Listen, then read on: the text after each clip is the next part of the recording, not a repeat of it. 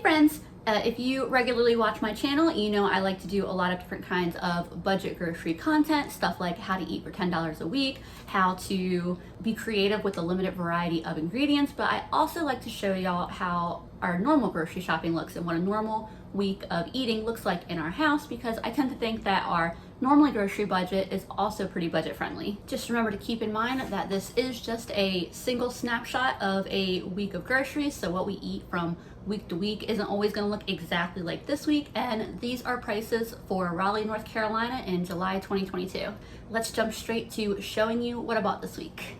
Here's my Aldi trip. That's bread, broccoli, spinach, celery, cheese slices, carrots, mustard, and nothing for you, kitty. I know. We don't do as many Aldi trips as we used to, and they tend to be a little smaller these days. Their prices have kind of gone up a little bit, so they just aren't always as good a deal in compared to some of the other stores we have around. We use Aldi more often nowadays to fill in gaps, and then some things like bread and spinach I pretty much always get there. Harris Teeter used to be the bougie store that I rarely stopped at, but the markdowns lately have been so good that I've actually been coming out better there than almost any other grocery store. I got sweet potatoes, bananas, 3 packages of smoked sausage, about a pound of Perch Filets, some breakfast sausages, and a container of cut up tricolor peppers, and the price on them ends up being at least comparable, usually better than the equivalent amount of like buying the whole peppers. And then here are my purchases from Food Lion. That's 8 ears of corn there, a pork shoulder, a little container of half and half, some sliced up beef, and a rack of ribs. We had so many leftovers in the fridge that even though we went grocery shopping yesterday, I haven't actually gotten into those groceries yet other than bananas. Here's my super quick leftover lunch today. It's just leftover mashed sweet potatoes and some chicken with a little sour cream on top. After I finish this, I will start making some buns. I'm gonna cook that pulled pork tonight. By the way, this random plate of leftovers has no business tasting as good as it does, but this is so good. So I'm gonna get started on some dough for some homemade buns. I got this recipe from my friend Amanda. I'm gonna link her video because I'm kind of gonna rush through this and I'm doing some substitutions, and she does a really great job of detailing how to make these buns. So like if you've never made hamburger buns and you want to do it, she is a really great teacher. So to start off, I've got a half a cup of water, warm water, and 3 teaspoons of yeast. I use a little bit more yeast than what she calls for in hers, just because my yeast is pretty old. I've been working through this same bag of yeast for over 10 years at this point. I keep it in the freezer and it keeps surviving. I'm also gonna add a little bit of sugar to help feed that yeast and get it started. Doesn't need to be a lot. While that's going on, I'm gonna start getting the rest of my ingredients together. Actually, hold that thought. All right. Now I can start. I did not want to get flour all over that shirt. I had already gotten flour on that shirt just by bringing the bag of flour to my counter. So to start, I'm going to do 3 cups of flour. I'm just using regular all-purpose flour. And then I'm going to have another half cup or so here on standby. And I'm adding just a little bit of salt, a couple teaspoons of oil, and her recipe, Amanda's recipe, calls for milk. I rarely have milk in the house. I'm using a half a cup of water with 3/4 of a cup of half and half. My yeast is super bubbly, so pro tip, store your active dry yeast in the freezer. It'll last forever. Give all that a good stir. And then I'm gonna switch to my hands so I can get an idea of how much moisture is in the dough and how much more flour I'm gonna need to add. I like to start my dough in the bowl like this, just so that way everything stays together. I'm not making too big of a mess.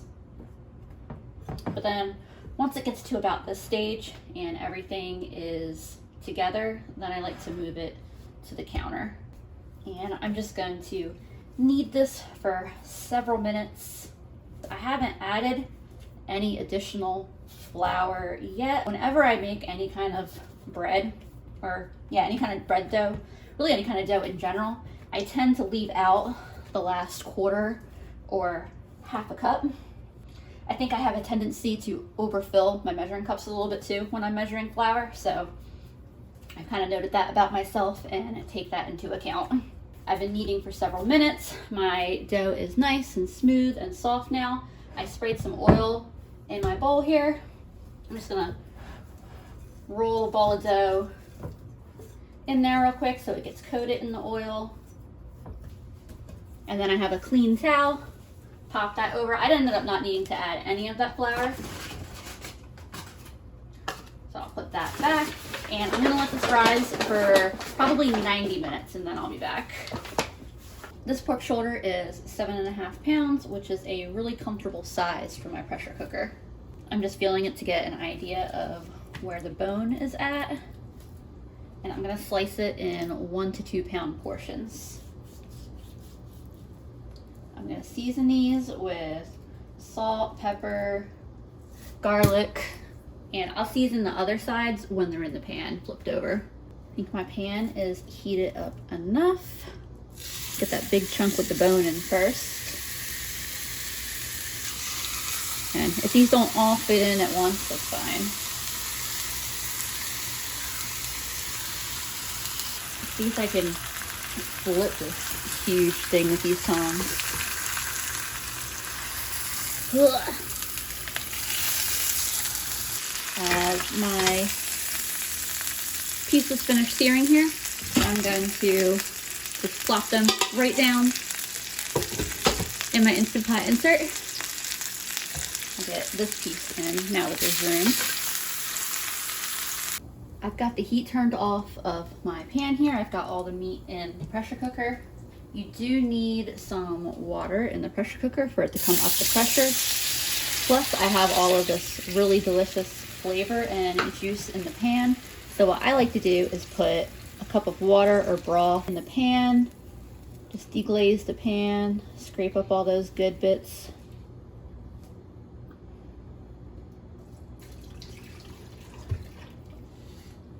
And I usually do 75 minutes. Time to see how this dough is looking. It has risen quite a bit. I feel like I want to make like 10 buns. They're a little uneven. I think that's okay. And then I'm just going to shape these into buns by kind of folding the sides under, stretching a little bit so I get a real smooth top. There are my buns. This one's teeny tiny. I'm just gonna roll with it. You know, if anything, maybe I'll grab him out of the oven a few minutes early. I'm gonna cover these and let them rise for another like 30 minutes or so. Ta-da! Whenever I do an egg wash, I feel like I barely use any of the egg. So I like this better because I can just pour a couple tablespoons of half and half. I think it was heavy cream I used last time, and heavy cream worked really nicely. I got really beautiful tops. I've got my oven preheated to 400. I'm also gonna sprinkle some sesame seeds on these buns. And I'm gonna put these in the oven for 18 minutes and then check on them. I just pulled my buns out of the oven. They're not quite as brown as the heavy cream got them, but they are a nice golden color. They're done. They smell absolutely delicious. I don't have too much longer before my time is up on the Instant Pot. So I'm gonna go ahead and start my corn on the cob. My favorite way to cook corn is my oven's already at 400. I'm just gonna put it in the oven, in the husk like this, straight on the rack, 30 minutes, and it'll be done. And it's always wonderful that way, and it's my favorite way to make corn. And my pressure cooker is full of a bunch of delicious broth and fat that I will cool down and separate and use for other meals, cooking applications, whatever. Before I officially serve this up, I grabbed that little mini bun. Such a cute little slider. Yes, it is. The last thing I'm making tonight is just a quick small side dish. I have this zucchini from my garden. So I'm gonna cut them in shapes like this. I've got the heat in my pan pretty high. I found that the key with really good sauteed zucchini is that you want it to be quick. The longer you let them cook, they start to get mushy. But if you cook them for just a few minutes at a really high heat, they turn out really good.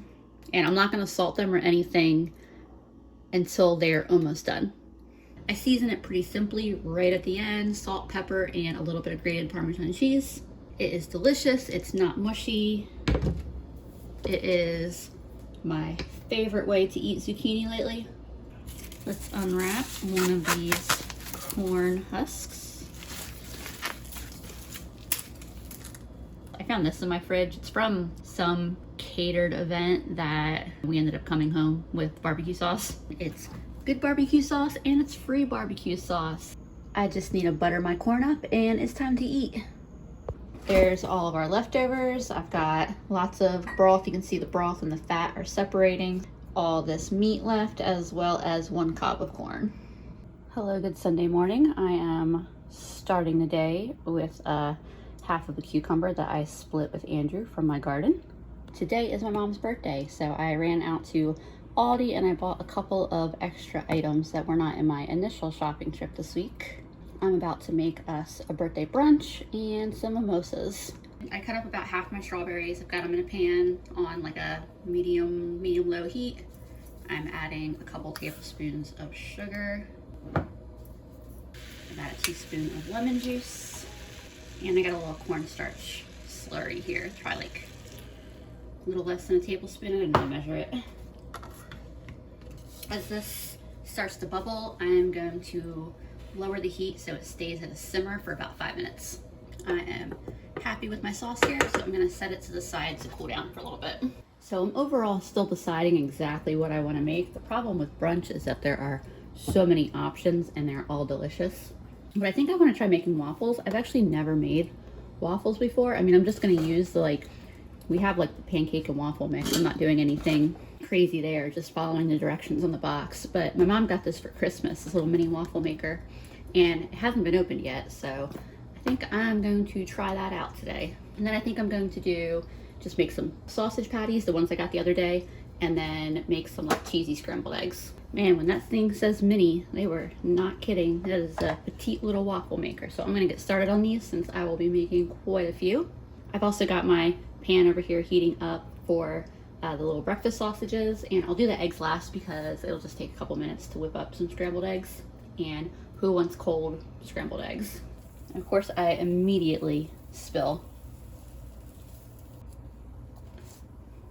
Oh yeah, that is lovely. Perfect, perfect, perfect.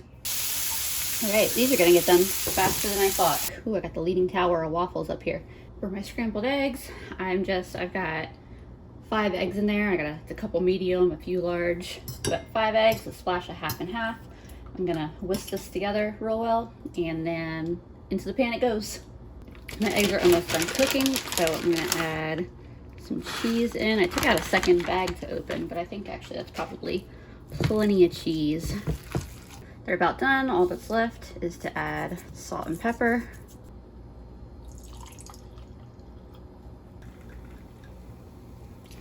Don't worry, Andrew's getting one too after he finishes the glass of orange juice he's currently drinking. By the way, look at how perfectly the strawberry sauce fits in this jar. Love it. I am so excited to eat this in a minute. That is just so beautiful. We have that rack of ribs in the oven, and I am going to cut up these sweet potatoes into fries to go with them. I'm just seasoning these with salt, pepper, garlic, and cayenne. I've also drizzled these with oil, so I'm just tossing everything around now to make sure everything gets coated in oil and spices. Tell you, Andrew knows how to cook a rack of ribs because these look so good and they're not even sauced up yet. These would have come out crispier if I had put them on 2 pans. They were a little bit crowded, so they kind of steamed, but that's okay because they still taste really delicious and I don't mind. I was gonna make some broccoli, but I completely forgot, and nobody wants to wait for it to get done now, so this is what we're gonna do. Happy 4th, y'all. I have a whole bunch of stuff going on here all at once. I have a cup of beans in my pressure cooker over here to make refried beans for dinner in a little bit here. I am going after dinner to a s'mores around the fire pit 4th of July celebration. And I want to bring something, but I did not want to go to the store, so I was looking at just what I have in the house. I'm gonna make some chocolate chip banana muffins to take and use a mixer to get these mashed up a little quicker. It's about 5 tablespoons of butter that I'm adding. Now that that's pretty well mixed, that's a little around a half teaspoon of baking soda, a little pinch of salt. Here's about 3/4 of a cup of sugar, an egg. This is vanilla that I'm adding. This is homemade vanilla extract that I made years and years ago. If you have a chance to make your own vanilla extract, I definitely recommend it. I actually probably need to get started on a new bottle soon, so maybe I'll go ahead and just make a video about that. It's so easy. About a cup of chocolate chips because we love chocolate. And finally, about a cup and a half of flour.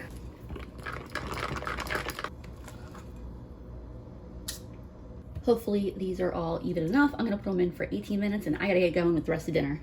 I've just started some seasoned rice to go as a side, making sure I hit the white rice button because that would absolutely be something I would do when I'm running late and in a rush, is to just completely forget to start cooking the rice. I'm also getting ready to make some tortillas. This is just the masa that Aldi sells, and I pretty much follow the directions on the bag. I do a cup of the corn flour, and then I do 2/3 cup of warm water. Mix that together. I mix it with a spoon till it's mostly together, then switch to using my hand. It should have a consistency that feels similar to Play-Doh, but if it still seems like it's dry and not really holding together, I'll wet my hand and then work that moisture into it. I like where this is at now. I'm gonna cover this with a wet paper towel for like 15 minutes. That just allows the corn flour to fully hydrate. This is some of that broth and fat that was left over from making the pulled pork. I just pulled these out of the oven. They smell good, they look good. I actually forgot to set the timer, so I could not tell you how long they were actually in there for. Multitasking and almost let my garlic that I was sauteing and my pork fat burn, but I remembered it just in time. I'm seasoning my beans with salt, pepper, garlic powder, and some hot sauce. Mashing them up and letting them cook down. Look, my onion was hollow on the inside. I'm adding about half the container of peppers that I got marked down the other day. So in terms of tortillas, I divided my dough into 8 little balls just because that is what's easy for me. Nowadays, I've been using a tortilla press. I used to use this round Pyrex baking dish that I would sandwich the dough between, it was actually a Ziploc bag that I cut the sides up, and then I would just push down on it. Since switching to the tortilla press, I like it better. The other way worked, and I think that if I were taller and had like more of my upper body to easily press down, that who knows, maybe I still would prefer that method, but because I am short in comparison to my counters, I like the tortilla press. My cast iron there is quite hot. Generally, as soon as I put that first tortilla in, I get the next tortilla prepped to go in as well. So when I put it in the pan, I only leave it on that first side for like 10 or 15 seconds, pretty much as long as it takes me to flatten the next tortilla. Then I flip it. I'll leave it on this side for like a minute and then I'll flip it again. I've got some seasoned pork in the oven getting crispy for carnitas. In the meantime, this is a 1/2 cup of powdered sugar, about a teaspoon of vanilla, and a couple tablespoons of half and half. I'm giving it a nice mix. And then this is gonna be a glaze. Andrew and I tried one of these already and they are so good. All right, there is my dinner that I'm gonna scarf down real fast. People are already starting to set off fireworks, so I gotta get moving. I'm gonna use my jar of broth here for dinner tonight. First thing I wanna do is get rid of all this fat that's sitting on top. But the fat is really useful, so I don't wanna get rid of it. Instead, I'm going to spoon it out and put it into this Ziploc, which I keep in my freezer. I don't know if it technically needs to be kept in the freezer or not, but because there's little bits of broth attached to it, it just makes me feel better to put it in the freezer. You can see there's a little bit of my last batch in there, and then I will use this for anything that I need some fat or cooking oil for. So I'll use it when I'm sauteing veggies or refried beans or, you know, whatever. It's similar to using bacon grease to cook, but it's a lot more mild tasting. I'm gonna make kind of a ramen inspired dish. One of my mom's coworkers gave her this big old squash. I almost said cabbage. I'm gonna use that in it. And then I have these noodles that have been in my cabinet for a ridiculously long time, and I went through and started cleaning out my cabinet in my pantry a couple weeks ago and took note of these and that they need to get used. The banana muffins that I made yesterday were a huge hit, and then I think my mom, Andrew, and I all ate at least a couple of them today. We all had leftovers for lunch today. Actually, we've had leftovers for lunch every day except the day we had brunch. My broth has gone from gelatinous to liquid again. A little bit of fat made it in there, but that's okay. I'm gonna put this squash in there now, a lot of it. Pro tip, make friends with people who have gardens, especially people who have gardens but maybe don't cook a lot, so they end up with a lot of produce that they're not gonna use. I'll let this heat up and come to a low boil, and I'll let that squash cook just a bit. I'm also popping some of this pork in the oven that I have seasoned, so that way it can get nice and hot and crispy. I don't need to add a lot to this pork broth because it is so flavorful as it is, but I do want to add a little bit of soy sauce. That was probably like 2 or 3 tablespoons. Also gonna add some ginger. I'm unfortunately out of fresh ginger, and a little bit of garlic powder. That is really good. I also just decided to add some spinach in. My pork is all nice and crispy. I was gonna do some type of like gochujang pork, but I was helping my mom paint her room all afternoon and evening, and it's getting late, so I just want to get dinner done. My actual soup here, I'm gonna add in just a little bit of sesame oil. The white in there with the noodles is just some egg whites. I soft boiled a couple eggs in with the noodles. Andrew's egg, like I said, I lost a bunch of the whites while they were cooking. My mom doesn't do soft boiled eggs, so none for her. There is our finished dinner tonight. I kind of just threw it together with what we had on hand and what sounded good. We are finally about out of leftovers, except for some pork, but I'm gonna be freezing the rest of the pork. And this is the egg sandwich that Andrew was nice enough to make me for lunch while I work. Hey friends, I have got some potatoes in my pressure cooker right now. It's the last of the russet potatoes I bought last week. They were on sale, 5-pound bag for $2.50, which honestly does not feel like a sale for russet potatoes, but it is what it is. I am quickly getting myself together a dough. I'm about out of eggs. I'm gonna have to buy eggs this next week, which I'm not looking forward to.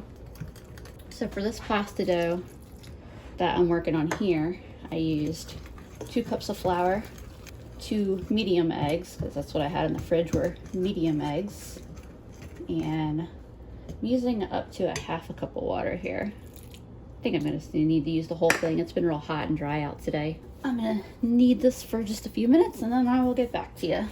I'm gonna put this ball aside to rest for a while I try to get everything else ready. So I know that I'm putting together pierogi filling. I'm still deciding what I want to use. I found this box of cream cheese hiding in a drawer in my fridge. It has a sell-by date of this week. But yeah, for the record, I am pretty much winging it with my pierogi filling here. There are definitely combinations of ingredients that are, you know, like accepted as the traditional ingredients for pierogi filling, or like, you know, the way to do it. But now that I've started making pierogi semi-regularly, I find a lot of enjoyment in just having fun with the filling. As long as you're putting potato and cheese in a little pasta envelope, it's gonna be good. I do want to get some salt and pepper in there. Not too much pepper, because apparently this pepper is super strong. Bit of garlic powder, and a little bit of this garlic and herb seasoning blend. I do love a cheddar and potato pierogi, so add some cheddar cheese. Let's get this blended up, and we can see if we want to add anything else. I'm gonna give the cheeses there a minute to melt. I just thought of something outside that I want to run and grab. They will make a lovely addition. I also have a bunch of basil that I need to start using, so if you have like a good, easy way to use up basil, let me know. I'm gonna add a little splash of half and half as well. I want them to stay fairly thick and easy to scoop onto the pasta, but I feel like they just need to be a teensy bit thinner. I still have a few onions left, but I'm gonna have to add onions to my shopping list next week. I'm also slicing this up now and getting it ready. Pretty much I am planning to cook the pierogi as soon as I'm done filling them. So I'll probably start sauteing my onions and the rest of my peppers as soon as I start filling the pierogi.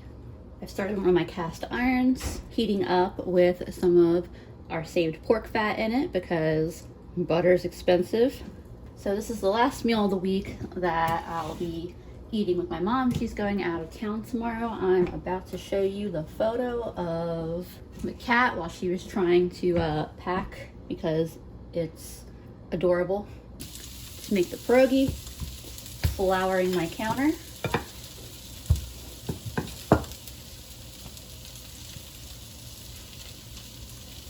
If it sticks to your rolling pin a little bit, just flour the top of the dough.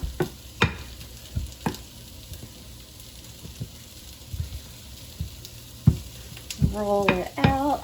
Take any round object you might have that you can use as a little die to cut out your pierogi shape. I like to use this mason jar lid. I think it's the perfect size. I also like that it's, you know, something I already had. I didn't have to go out and buy some type of specialty cutter. Get rid of all these pieces, but don't get rid of them because we're gonna use them to roll out more. Spoon a bit of filling onto each pierogi. Folding them is very simple. With floured fingers, you're just kind of pulling the pasta a little bit around the filling. You don't want the filling to get squished in between, because then you're not going to get a good seal, or it's going to be harder to get a good seal. But just go around, pinch the edges, try to make sure that there's also not air pockets in here, because you don't want them to burst while you're boiling. But I mean, it's very, very simple. If you're having trouble closing them, you may be overfilling them. So my mom comes up and she says to me, she goes, "Pierogi is a 4-letter word."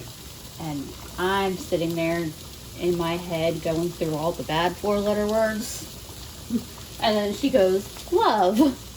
I had an oh duh moment. The pierogi from fresh pasta just takes a couple minutes to boil.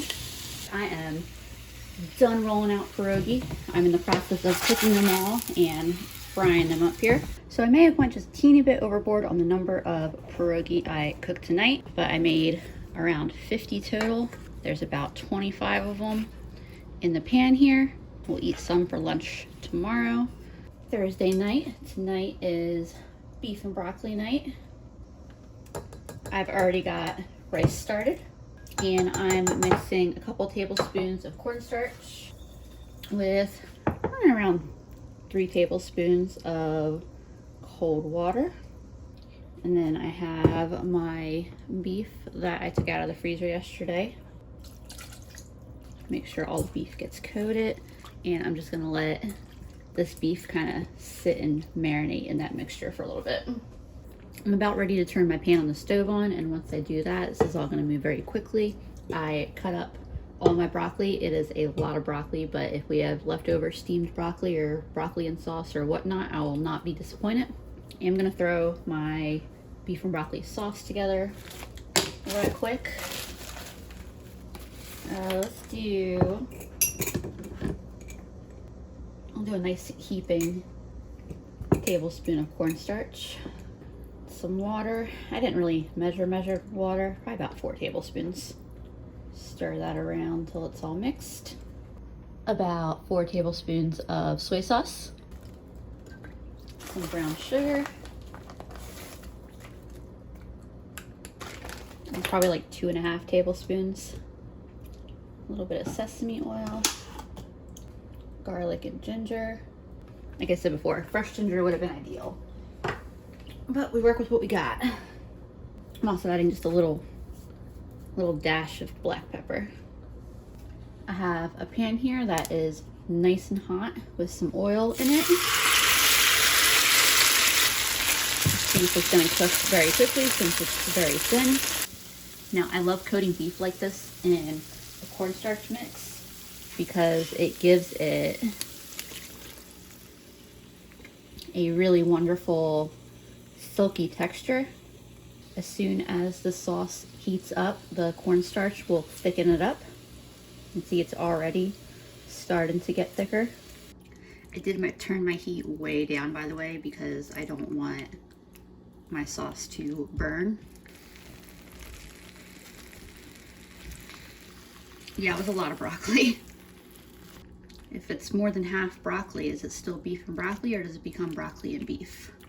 You can see I have enough sauce that the broccoli is well coated. Some sesame seeds on top of everything, and dinner is ready to eat. I've got 2 nice sized portions for dinner, and then there's still enough left for us each to have a small lunch tomorrow. Good. By the way, this is how you can tell it's summer at my house. We've got frog visitors on the window every night.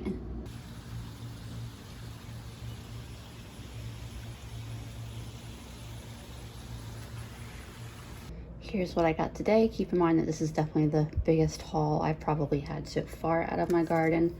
Zucchini, 3 slicing cucumbers, and a pickling cucumber, and then a handful of cherry tomatoes. It is Friday night again. Usually I would be doing like a full shop for the next week, but because it's my birthday this weekend and I have so many like free birthday food reward things to get, and because my mom's out of town, I'm not going to be cooking for the next few days. I'm going to be eating free food. But I did want to grab a few things. I got these mushrooms that they were only $1.29 with the sticker, so I'm going to use those in dinner tonight. Peaches were on sale for 99 cents a pound, and I was really craving them, so this is just about exactly a pound. We're out of eggs, and I'm making cupcakes this weekend, so we needed some more eggs. I think they were like $2.10, which is the best price I've seen in a minute. And then I got bananas marked down to $1. Not quite as good of a deal as I got at the beginning of the week, but 20 cents a pound was still a good deal. And then I got us some coffee creamer. That's kind of been our, I don't know, I guess our treat to ourselves is we switched from half and half to coffee creamer, and to me it's a big difference, so I enjoy my coffee creamer. For this Friday night, we are having a seafood dinner with that perch I got at the beginning of the week. I put it in the freezer as soon as I got home, and we just finished thawing it out. I cut up the zucchini from my garden and I'm using those mushrooms that I got today. They're baby Bella mushrooms. Y'all, I am just sauteing these in a little bit of pork fat, and I've been snacking on them as I cook. I'm gonna saute these zucchini just like I did the other day. Hot and fast. Don't want to give them a chance to get mushy. At this point, I'm gonna get some salt on it. Plus a little bit of pepper. Give that all a nice toss together. And I think that side dish is done, ready to go. It doesn't need to be over seasoned because both ingredients have so much flavor on their own. Our rice is almost done. All we've got left is to cook the fish. The fish may have stuck to the pan a little bit, but it's cooked perfectly. It's not overcooked. Andrew bastes his fish in butter when he cooks it, his white fish, and this is just super delicious. Good Saturday afternoon. So confession, y'all, it is about 4 o'clock on the dot, and so far today, Andrew and I have had 2 cups of coffee each and a banana each. So I am making us a quick grilled cheese sandwich. We have people coming over in just a few hours. Not even a few hours.